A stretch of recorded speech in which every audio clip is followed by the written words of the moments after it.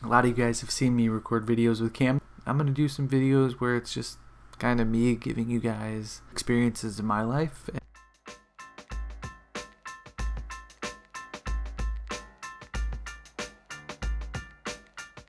Can I get a match? Alright, well, we'll take a run at this.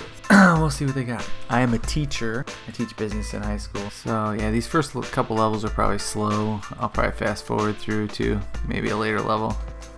I know the kids probably like my vlogs better. They kind of see what I do outside school.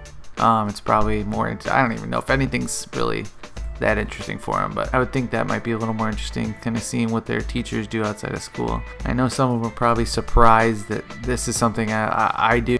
I know there aren't a lot of teachers that probably go play video games, record themselves, put them up on YouTube, and let their students watch. I mean, I kind of grew up in the gaming generation. I grew up when Xbox became popular. I didn't have a lot of the systems growing up. But when I got into college, I really got into it like most college kids do, and I was playing crazy, just 24 hours a day. I did a lot of, basically went to class, played basketball, came home, played Xbox, and repeated. For college, I set up my schedule, so I basically had class Monday through Thursday in the mornings.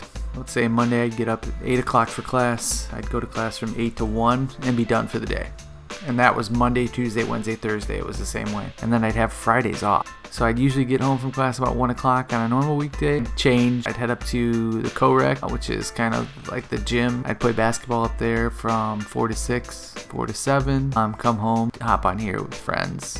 Now in college, the game I played mostly was Madden. In college, I did a lot of tournaments. BW3s had a tournament every week where they would give away a free Madden game. Me and my roommate would go up there every single week, and we would basically win the thing every week. So the only person who could beat me was my roommate, and the only person that could beat my roommate was me. If you won, they'd give you an EA Sports game. On any given night where they had a tournament, they'd have 6 or 7 games there. They'd give away 4 throughout the night. They would give away a game for the person who won the championship, the runner-up. Obviously, the champion got choice of the game. Second place got whatever was left over. And I said me and my roommate won it every week, and I wasn't joking. And this went on basically every week. By the end of the year, I had 8 or 9 games, brand new games from EA. Now, what I would do is I would keep these games. I would take them into Best Buy, sell it back. So I would get the money for it. I'd get 40 to 50 bucks a game, 320 bucks in my pocket. Now, a lot of the times I would only get in-store credit. I would use that money and do all my Christmas shopping. And aside from that, I mean, a lot of times I'd get a lot of people who'd want to play me in Madden for money. I would basically let them pick my team for me. They would always take the Browns. I would let them take whoever they wanted. They'd always end up with the Patriots. And I'm not saying I was making that much, but I made a little bit of money on the side as a college student doing that. I could play video games and make money off of it. I mean, who wouldn't love to do this as a full-time job? I also enjoy sitting down and editing them and kind of seeing what I can do that's different. I love doing that. I love sitting down, editing those videos. I love making them look better than everybody else's. If I was making ridiculous amounts of money just doing YouTube videos, I would still want to be a teacher and a coach. And I know we tell students all the time that we love this job, or that it's what we enjoy doing, and I truly believe it. I would still want to go to school every day, interact with the student, and I think that's kind of what I try and tell my kids in my careers classes. And I told them, to see where you're going, I wanted them to think about their dream job and what would their dream job be. I mean, there was a lot of them that would say, well, my dream job is not a reality. Like, my dream job is not possible. Why not try and go through the steps to fulfill that goal? I mean, what is the worst that could happen? I just watched another video on this.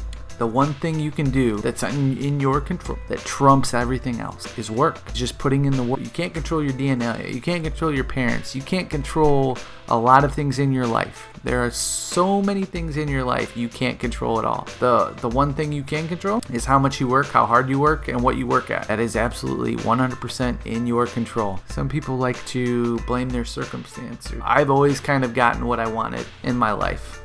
Things always seem to fall in my favor. Sure, I was lucky to get a job at a bank. Sure, I was lucky to be at that bank and have a spot open up for a business development representative that allowed me to take on a higher role at a young age. Sure, I was lucky that the marketing director left and opened up an opportunity again for me to become the director of marketing for a bank at a super young age. Sure, I was lucky enough to be able to change career and become a teacher and a coach and find a job open. You can think all of those things are lucky, or you can see what really happened. And it said I worked hard, I busted my butt, and I tried everything I could to make sure that those things happened for me. And I've told a lot of my students this. I started my career as a personal banker at a bank, and they decided at the bank to open for a business development representative, so someone to go out and kind of make sales calls and try and drum up new. So I applied for it. They weren't sure about giving me the position because I was fresh out of college and it was a lot of responsibility. Instead of just waiting to see if they would give me the position, I went out and just started doing the job. I started calling on businesses, drumming up those sales, getting people to come in for loans, and basically showed them that I could do the job. They didn't pay me to do that job. I didn't get a raise. They didn't tell me to try it. I wasn't expecting them to hand the job over to me. I showed them I could do the job. And after a couple weeks, you know what? They decided to let me have the opportunity. A couple years down the line, the marketing director for the bank left. I went to my boss and told him I was interested in maybe having that opportunity. I studied marketing in college. I thought I could do a good job, but again, they were worried, you're kind of young. I talked to my boss and I told him, look, give me the opportunity. I don't want the pay.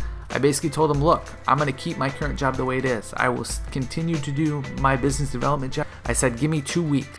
I'll do both jobs. So I put in the work. They let me have both jobs for 2 weeks. At the end of 2 weeks, the job was mine. Now that was probably more work than I've ever put in. That was the most work I've ever done in my life. But again, to get your dream job, to set yourself up for the rest of your life, I had to do when it came to even my teaching position. My bank got bought out by Wintrust. To be able to get licensed based on your work experience, you have to have had a minimum GPA in that area. So for example, I want to teach business. I have 8 years of business experience. For that to even be possible, I had to have a minimum 3.0 GPA in business in college. So if I didn't have that, I would have never been licensed. Maybe I was lucky. My GPA qualified.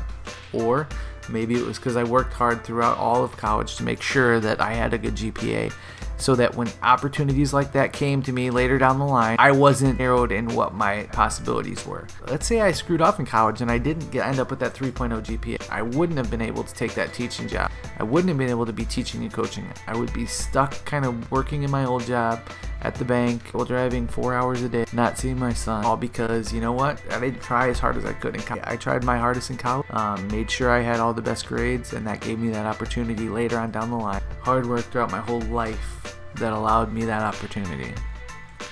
Well, that's it. 19 rounds. First time back playing multiplayer in a while, so I thought I'd give you a little bit more insight into my background. Hear a little bit more about my job, where I came from, and how I got where I am. Yeah, hope you guys enjoyed it. If you enjoyed it, hit the like button, make sure you subscribe, and as always, deuces.